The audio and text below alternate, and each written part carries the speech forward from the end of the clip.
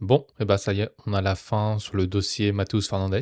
Malheureusement, comme on pouvait le penser depuis un certain temps, ça tombe pas en faveur du club. En effet, ça a été annoncé à l'instant, j'allais faire la vidéo et j'ai vu ça. C'est une information qui nous vient de David Ornstein, donc c'est une très bonne source, et il nous dit que Matheus Fernandes va rejoindre Tottenham. Il nous dit que Tottenham a remporté la course à la signature de Matheus Fernandes.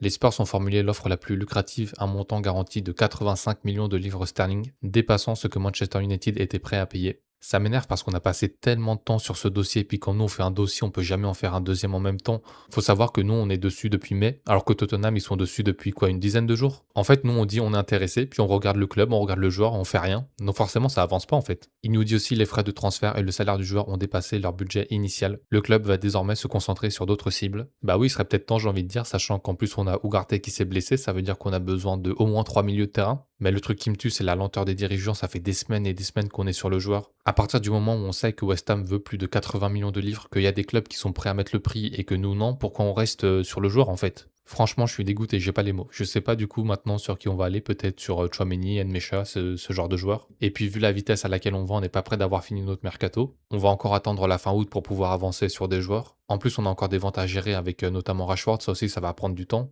Ensuite, on a aussi Chris Wheeler qui nous dit que Manchester affirme avoir mis tout en œuvre pour recruter Matheus Fernandes, tout en refusant de payer un prix jugé exorbitant. Le club souhaite également recruter des joueurs désireux de jouer pour Manchester United, alors que les intentions de Fernandes sont restées floues tout au long du processus. Encore une fois, c'est ça que je comprends pas. On sait depuis des semaines que le joueur ne veut pas faire de choix entre Tottenham et Manchester, alors pourquoi on reste dessus en fait? J'espère qu'ils vont se rattraper et vite parce qu'on a vraiment, mais vraiment besoin de milieu de terrain. Là, je rappelle qu'au milieu de terrain, on a juste Kobe Mainoo et Ederson qui n'est même pas titulaire avec sa sélection nationale, donc ça fait un peu peur quand même. Enfin bon, je vais passer aux autres informations parce que là, ça m'énerve de plus en plus.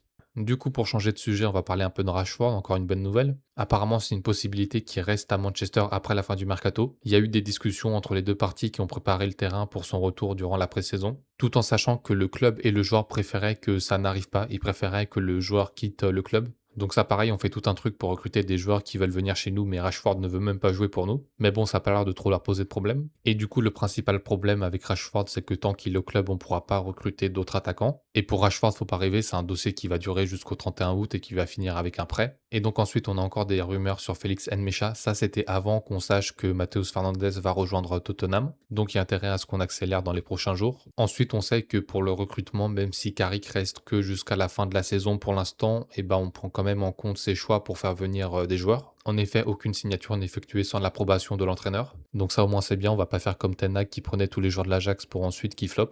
Et du coup, on est le 30 juin et qui dit 30 juin dit fin de contrat. Donc on peut dire au revoir à Casemiro, Sancho et Tyrell Malacia. Il y a aussi 3 jeunes du centre de formation qui quittent le club, c'est Al Joffrey, Bailey et Sharp. Il y en a aucun des trois qui est un crack, donc rien à signaler de ce côté-là. Ensuite, on a encore une mauvaise nouvelle concernant le financement de la construction du nouveau stade. En effet, le financement devra provenir du club et du secteur privé. Ça, c'est un gros point négatif parce qu'on espérait avoir de l'aide de la ville de Manchester qui souhaitait revitaliser toute la zone autour de Old Trafford. Et donc là, si on n'a pas d'aide de la ville de Manchester, ça risque d'être très compliqué et ça pourrait même avoir un impact sur les futurs transferts qu'on pourrait faire. Et d'ailleurs, c'est déjà ce que Manchester envisage de faire parce qu'ils envisagent de réorienter leur stratégie de transfert vers des jeunes talents moins confirmés pour payer moins cher. En effet, c'est dû principalement à cause du transfert de Elliot Henderson à Manchester City pour 130 millions d'euros. En effet, ça a provoqué une augmentation de près de 20% de tous les milieux de terrain de Première Ligue. On peut le voir notamment avec Matheus Fernandes qui vient de partir de West Ham pour 85 millions de livres, ce qui est énorme, sans bonus en plus, je précise. Mais pour revenir au cas Matheus Fernandes, je comprends pas comment un club comme Tottenham peut avoir l'argent pour mettre le prix et nous non.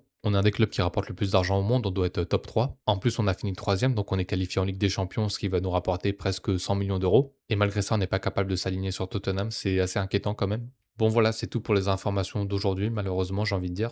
Maintenant, il reste plus qu'à attendre les prochains jours pour voir s'ils décident enfin de se bouger un peu les fesses. Désolé si je parais un peu énervé, c'est que je viens d'apprendre la nouvelle juste avant de tourner la vidéo, vraiment. Donc ouais, pardon et à demain.